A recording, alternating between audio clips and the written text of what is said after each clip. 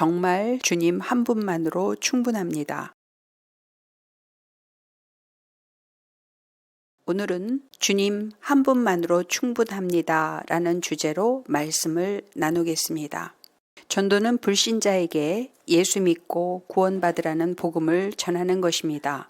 그리고 또한 이미 예수 믿는 성도에게 옛자아와 세상신을 버리고 오직 주님만 따르는 길, 즉 예수님을 구주로 영접하는 것에서 더 나아가서 예수님을 자신의 주인님으로 믿고 그분을 따라서 순종하며 살아가는 길이 가장 복되고 안전한 길이라는 복음을 전하는 것이기도 합니다.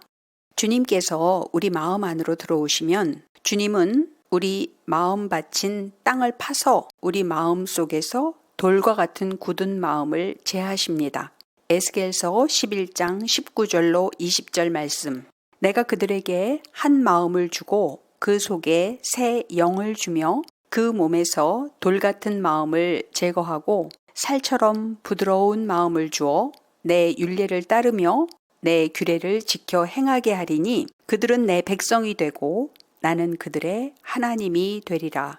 세상 사람들은 말합니다. 저 부부는 예수는 안 믿어도 둘 다 참 착해.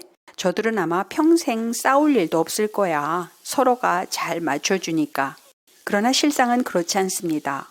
예수 믿기 전에는 안 싸우던 부부도 예수를 믿고 나면 많이 싸우게 됩니다. 원수 마귀가 성도들이 예수를 잘 믿고 따르도록 내버려 두지 않기 때문입니다. 또한 하나님께서도 성도들에게 새 영을 주셔서 성도의 육신에서 굳은 마음을 드러내어서 제거하시고 부드러운 마음을 주시기 위해서 사단 마귀의 공격을 사용하시기 때문입니다. 자기 속에 숨겨져 있는 굳은 마음은 그것이 드러날 상황이 조성되어져서 저절로 드러나지 않으면 자기 자신조차도 자기 속에 그런 굳은 마음이 있는 줄을 전혀 모르고 살아가게 됩니다. 그러다가 악한 영이 서로의 약점을 상대방을 통하여 들추어내고 정곡을 찌르며 직격탄을 날리는 공격을 하게 만들어서 우리 안에서 짜증이 나게 하고 화가 올라오게 하고 서로 싸우게 만듭니다. 예수 믿고 하나님의 자녀로 태어난 후에 악한 영의 이간질 때문에 무수히 싸우다가 어느 날 그렇게 사이좋던 우리가 왜 이렇게 싸우고 있지 하는 의문을 갖게 됩니다. 아, 우리가 원수 마귀의 작전에 넘어갔었구나 하고 그제서야 깨닫게 되는 것입니다. 하나님께서 서로 다르게 창조하신 우리를 부부로 만나게 하셨으니 이제 우리 서로 다른 것을 인정하고 화내지 말고 미워하지 말고 싸우지 말고 사이좋게 지내자.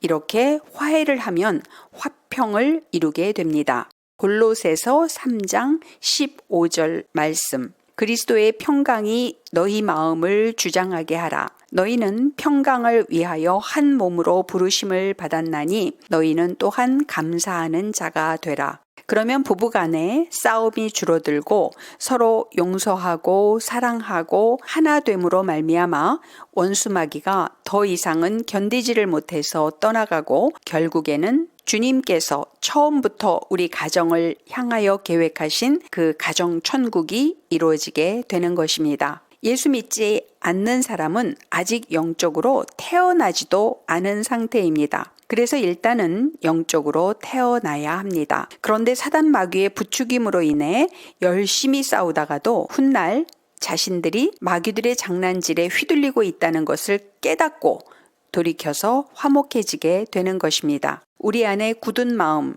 즉 자존심과 고집과 자기의와 판단과 자기 주장이 의외로 강하게 자리를 잡고 있는 것이 상대방의 공격에 맞대응하는 과정을 통해 여실히 드러납니다. 그래서 마치 거울로 보듯이 선명히 자신의 속마음을 직시하게 됩니다. 착하고 의로운 줄로만 알았던 자신도 죄성과 악성을 지닌 죄인임을 깨닫게 됩니다. 그래서 진심으로 회개하고 돌이킴으로 인해 주님의 은혜로 주 안에서 서로를 용서하고 이해하고 사랑하는 화목한 가정으로 빚어져 가게 되는 것입니다. 주님이 현재 허락하신 환경이 어떠하기 때문에 우리가 변한 것은 아닙니다. 아무도 나를 알아주지 않는다. 나를 향한 사람들의 공격이 많다. 사람들이 나를 무시한다. 내 형편이 곤궁하다. 되는 일이 없다. 이럴 때 빨리 자신을 그 환경에 적응시키고 그에 자족하는 마음을 가져야 합니다. 그리고 그 환경을 허락하신 하나님께 감사해야 합니다. 더 나아가서 내게는 그 환경조차도 과분하다고 여기는 겸손하고 낮은 자세가 되어야 합니다. 이렇게 되는 것이 내가 진짜 변한 것입니다. 우리가 변해야 환경이 변하기 시작합니다. 그리고 그렇게 변한 환경으로 인해 우리도 더욱 좋은 방향으로 변화되어가는 아름다운 선순환이 이어지는 것입니다. 현재 내가 처한 환경이 안 좋은 것은 알겠는데 현재 내게 주어진 환경이 주님께서 내게 매겨주신 현재까지의 내 인생의 성적표인 것도 알겠고 내 탓인 것도 알겠는데 그 환경에 대해 자족하게 되지는 않고 감사한 마음도 들지 않고 그 환경조차도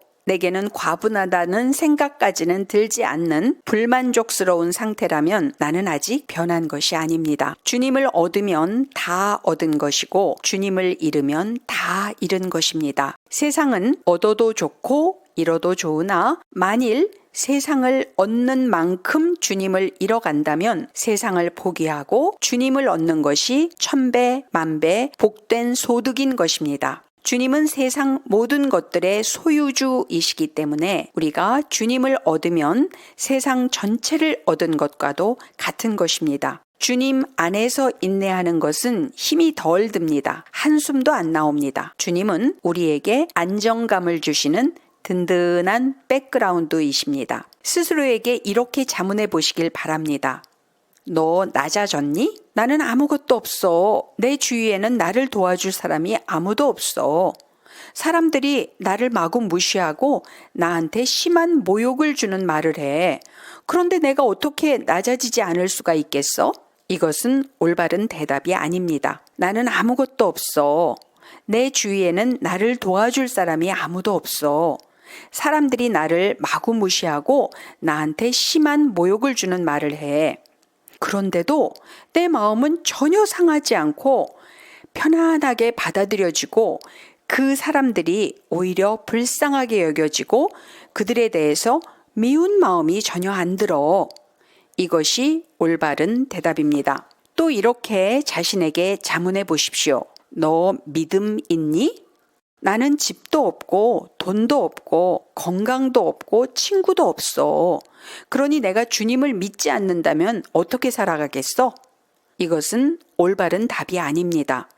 나는 집도 없고 돈도 없고 건강도 없고 친구도 없어.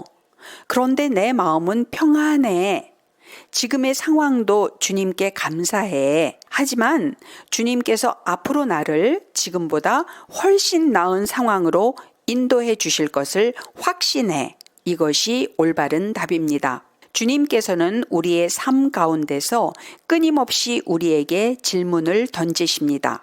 주님께서는 우리에게 계속 문제를 내시고 우리가 주님께서 제시하신 문제지에 정답을 쓸 때까지 우리를 삶 속에서 계속 훈련시켜 가십니다. 내 안에 나는 죽고 주님만이 사셔야 합니다. 하나님께서는 우리를 통째로 독차지하시고 우리의 왕좌에 앉으셔서 우리를 통치해 가시기 위해서 우리를 창조하시고 구속하셨습니다. 그러나 우리가 우리의 왕좌를 주님께 내어드리는 결단을 우리 스스로 자원하는 심령으로 해야 하는 것입니다. 우리의 구원주가 되시고 주님이 되시는 주님 한 분으로 인해서 감사와 기쁨이 차고 넘치는 만족스러운 하루하루를 살아가시기를 바랍니다. 성도를 향하신 주님의 명령은 우리가 주님을 사랑하고 주님께서 우리에게 붙여주신 영혼들을 사랑하라는 것입니다. 마가복음 12장 29절로 31절 말씀.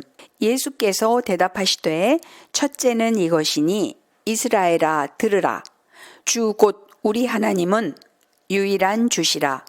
내 마음을 다하고 목숨을 다하고 뜻을 다하고 힘을 다하여 주 너의 하나님을 사랑하라 하신 것이요.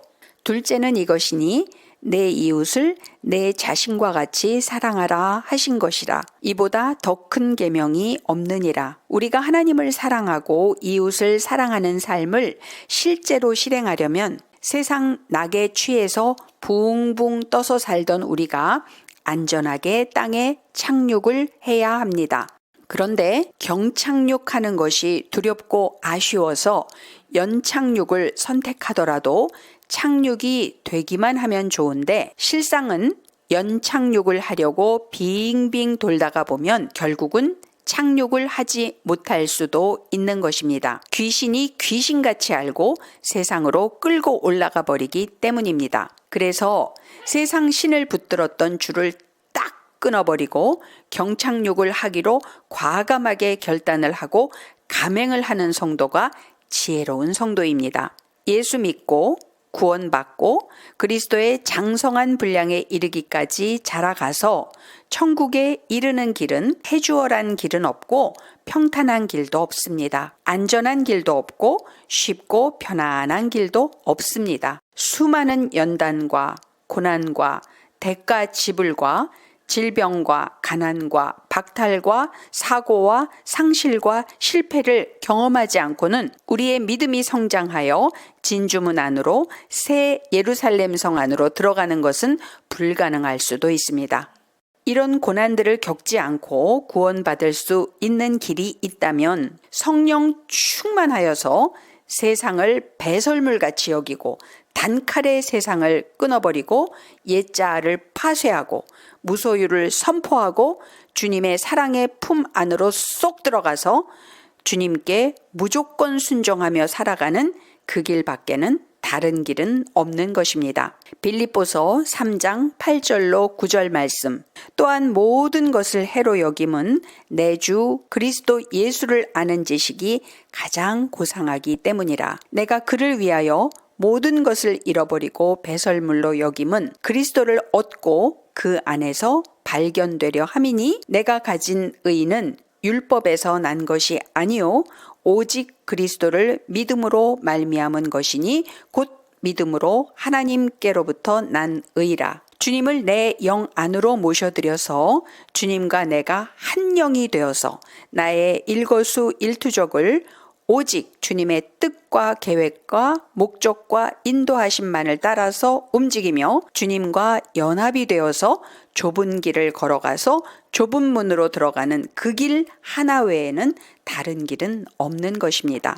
성령 세례를 받고 성령으로 충만하면 우리 안에 내주하시는 성령님께서 우리가 걸어가야 할 부르심의 소명의 길로 우리를 안내해 주십니다. 그리고 우리의 한 걸음 한 걸음을 친히 인도해 주십니다. 그리고 우리에게 필요한 건강, 재정 등을 채워주시고 사람을 붙여주셔서 하나님께서 우리를 통하여서 모든 일을 해 나가시는 것입니다. 우리는 주님께서 우리에게 맡겨주신 일을 주님의 뜻에 순종하여 충성스럽고 부지런하게 해 나가기만 하면 되는 것입니다. 이것이 우리가 주님을 믿음으로 인하여 값없이 은혜로 받은 구원을 완성해 가는 길이요 사명의 길인 것입니다. 고린도전서 4장 2절 말씀. 그리고 맡은 자들에게 구할 것은 충성이니라. 로마서 12장 11절 말씀. 부지런하여 게으르지 말고 열심을 품고 주를 섬기라. 바른 복음을 받아들이고 그 길로 걷기로 결단을 하고 순종의 발걸음을 내딛기 시작하면 성령님께서 우리를 이끌고 가십니다. 하나님과 세상 이렇게 두 주인을 섬기고 살면서 이것도 저것도 아니게 끝도 없이 연단을 받는 고난의 삶을 사는 길을 택하지 마시고 오히려 주님 한 분만을 주인으로 섬기고 그분만을 따라서 단순하고 명확한 외길 인생을 힘있게 승리하며 살아가시는 여러분들이 되시길 바랍니다. 주님 감사합니다.